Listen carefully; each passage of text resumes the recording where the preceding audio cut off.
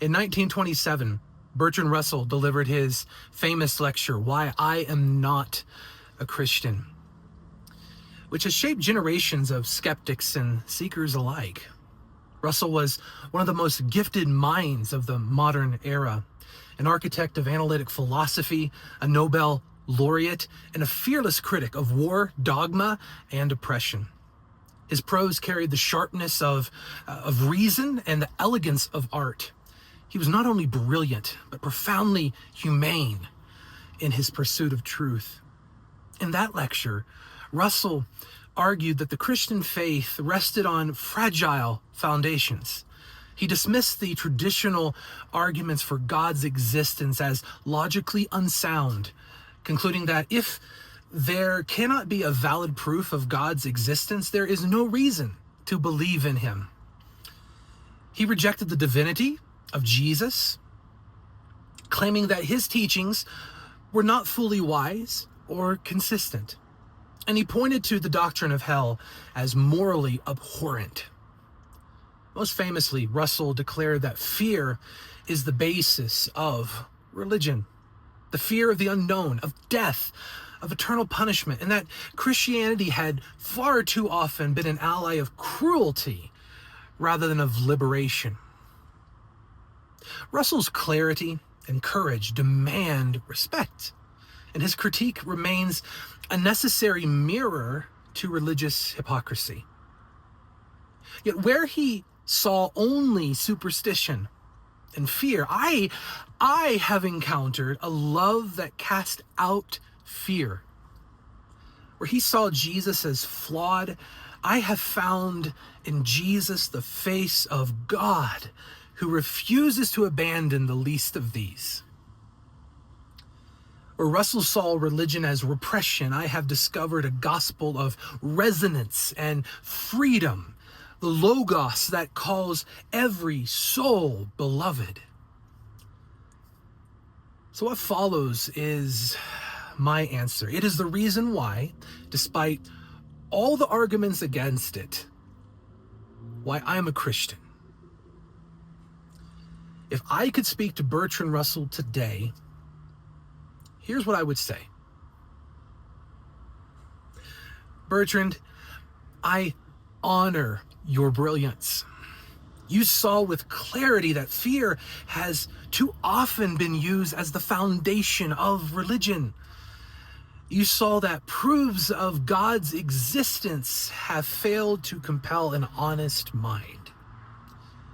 You saw that the church could ally itself with cruelty rather than compassion. And you were right to protest superstition and domination. You were right to demand integrity.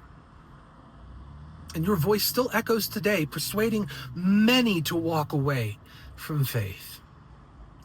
But across time, I want to answer you. Not to dismiss you, but to bear witness to something you did not see. My name is Brienne. And yes, like Brienne of Tarth from Game of Thrones. I belong to the LGBTQIA plus family. I am transgender. I am non-binary. I am pansexual. I live with OCD and generalized anxiety disorder, for which I take medication. And I am a Christian. I follow Jesus of Nazareth, whom I believe is the firstborn Son of God, who died because of the sins of the world, and whose presence is alive today. My queerness and my faith are not enemies. They belong together. They are not mutually exclusive. They are mutually inclusive. Where you saw religion rooted in fear, I have found a Christ who cast out fear. Where you saw superstition, I have found resonance, the eternal Logos woven into creation itself, calling every soul and body beloved. Where you saw a church of cruelty, I have found a gospel that cherishes the least, heals the broken, and refuses to abandon a single one. God made me through the long, wondrous process of evolution, shaping my mind, my body, my personality, my desires. I was born for such a time as this, in the United States of America, into a traumatized, fundamentalist Protestant religion. God wanted me to belong to both the LGBTQIA plus family and to the family of faith.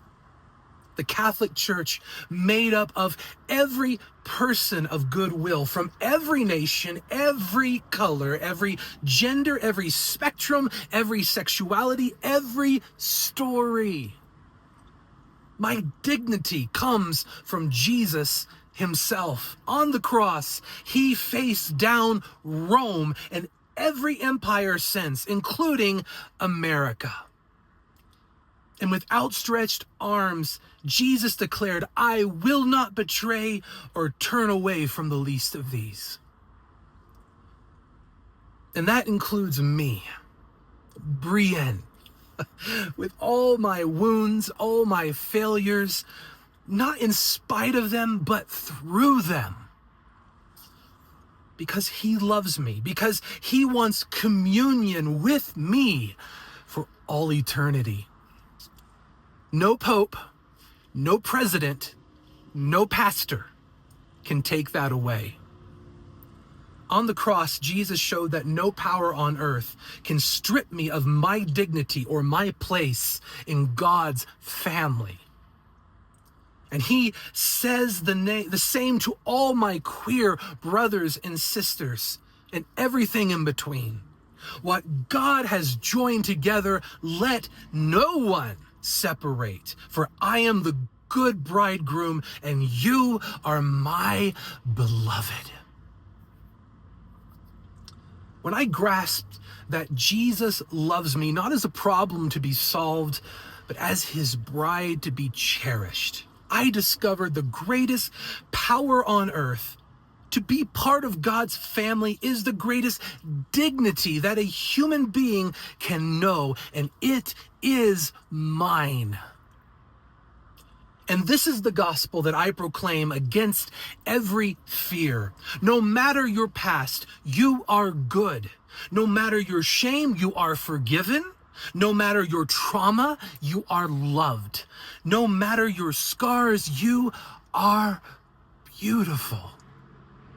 And no matter your genetics, you belong. This is the gospel of the Logos. God is not domination, but self-giving love. Creation was born in freedom, not control.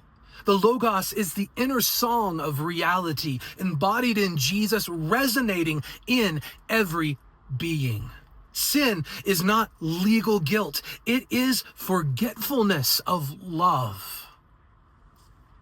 Salvation is not escape, but awakening, not exclusion, but reconciliation. Every soul is sacred. Consent is holy. Love never coerces. Revelation is still unfolding. In every culture, in every cry for justice, the destiny of all things is restoration. Hell itself will be emptied, and love will have the final word. So Russell, and to every honest skeptic who still hears his voice, I do not deny your critique. I stand beside you against cruelty, fear, and repression. But I have found a faith that answers your questions, not with fear, but with love, not with superstition, but with resonance, not with repression, but with dignity. And that is why I'm a Christian.